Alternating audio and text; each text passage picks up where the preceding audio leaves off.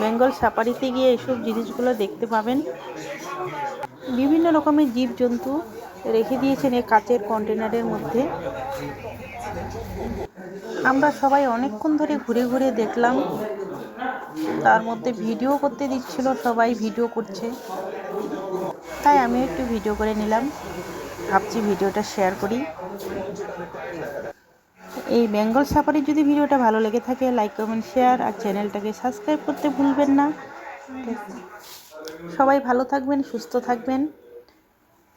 আজকের মতে এখানেই শেষ করছি। বাই। ওটাতে কি আছে?